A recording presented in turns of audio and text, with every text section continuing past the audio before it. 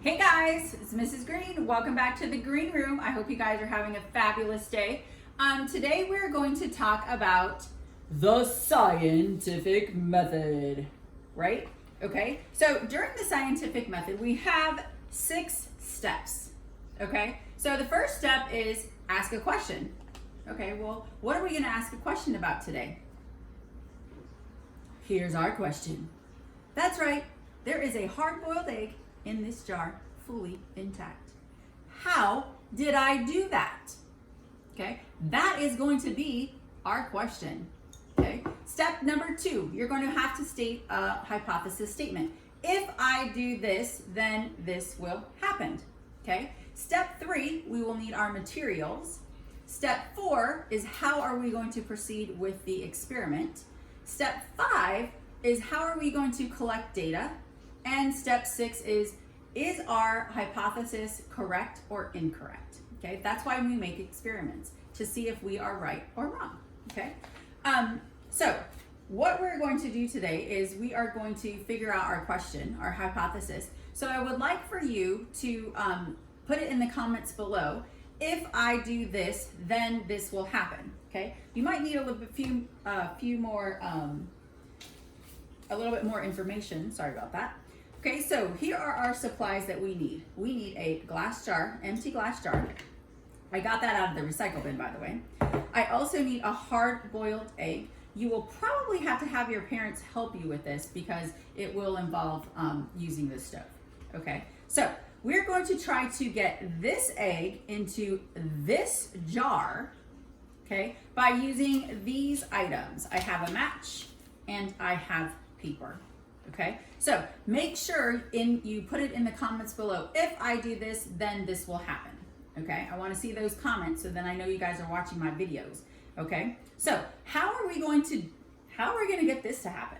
Okay, so what we're going to do is hopefully you put those in your comments and we're going to try doing that.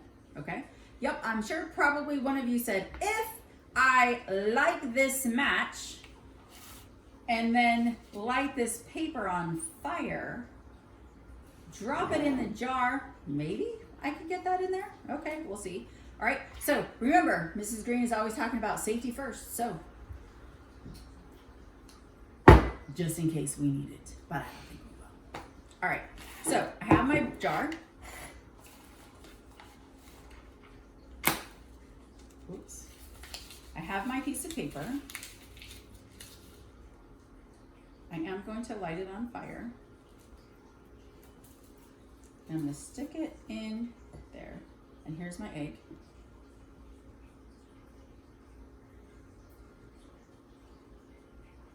And it's still dropping. How did I do that? How did that even work? Think about that. Think about your hypothesis statement. Was it true? Was it not true? Let's talk about it. How did this even work? Okay, well, let's think about the air pressure in the room was all the same, right? It didn't matter whether it was in the jar or in the room. The air pressure was completely the same. Well, once I lit the piece of paper on fire, what happened?